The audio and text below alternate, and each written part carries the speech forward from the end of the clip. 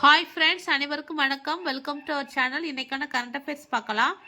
Start up India திட்டத்தின் 10 ஆண்டு நிறைவு விழா ஜனவரி 16, 2026 அன்று தேசிய புத்தொழில் நிறுவன தினமாக டெல்லி பாரத மண்டபத்தில் நடைபெறுகிறது. பிரதமர் மோடி அவர்கள் இதில் கலந்து கொண்டு உரையாற்றுகிறார். நாட்டின் 77வது குடியரசு தின விழாவில் சிறப்பு விருந்தினர்களாக கலந்து கொள்பவர்கள் யார்? ஐரோப்பிய கவுன்சிலின் தலைவர் Antonio Luis Santos da Costa மற்றும் European Commission president Ursula von der லெயன்.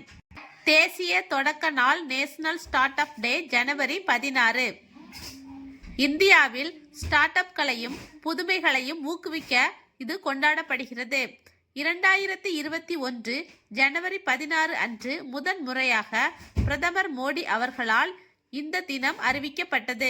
ஜிம்பாப்வேயில் நடைபெறும் அண்டர் 19 உலக கோப்பையின் முதல் போட்டியில் அமெரிக்காவை வீழ்த்தி இந்திய அணி வெற்றி பெற்றது.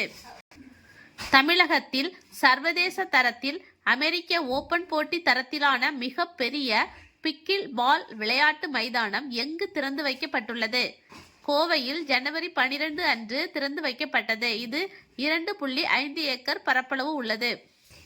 பெங்களூரில் நடைபெற்ற ஜூனியர் தேசிய குதிரை சவாரி சாம்பியன்ஷிப் போட்டியில் கோவையை சேர்ந்த மாணவர்கள் 5 தங்கம் 3 வெள்ளிகளை வென்று சாதனை படைத்தனர்.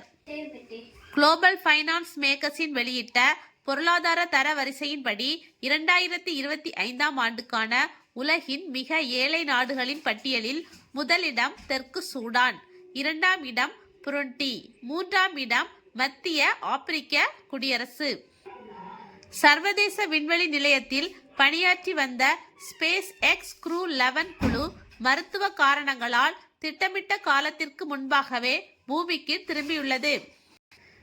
இதில் பயணம் செய்த 4 விண்வெளி வீரர்கள் நாசாவை சேர்ந்த மைக் பின்க் மற்றும் சேனா கார்ட்மேன், ஜப்பானை சேர்ந்த கிமியா யூஇ, ரஷ்யாவை சேர்ந்த ஒலக் பிளாட்டோனோவ்.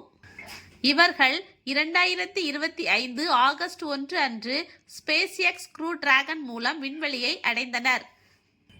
மருத்துவ காரணங்களால் திட்டம் நிறைவேறுவதற்கு முன்னதாகவே ஜனவரி 15, 2026 அன்று பூமியை அடைந்தனர்.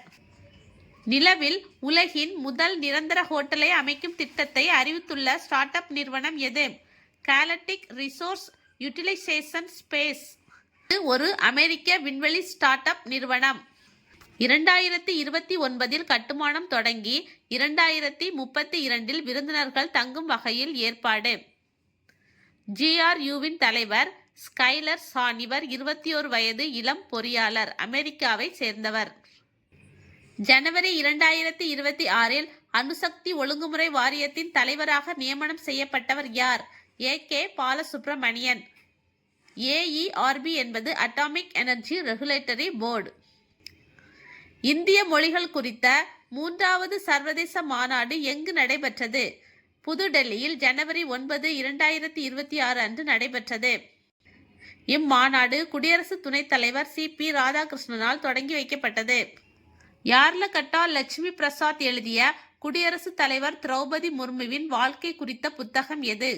அக்னி சரசுலோ விகாசிஞ்சின கமலம் திரௌபதி முர்மு. ஜனவரி 9, 2026 அன்று போதைப் பொருள் ஒருங்கிணைப்பு மையம் NCORDயின் 9வது உச்சநிலை கூட்டம் எங்கு நடைபெற்றது? புதுடெல்லியில் விஞ்ஞான் பவனில். இக்கூட்டத்திற்கு தலைமை வகித்தவர் மத்திய உள்துறை அமைச்சர் அமித்ஷா அவர்கள். NCORD 2016 உள்துறை அமைச்சகத்தால் நிறுவப்பட்டது. NCORD என்பது நார்கோ கோஆர்டினேஷன் சென்டர்.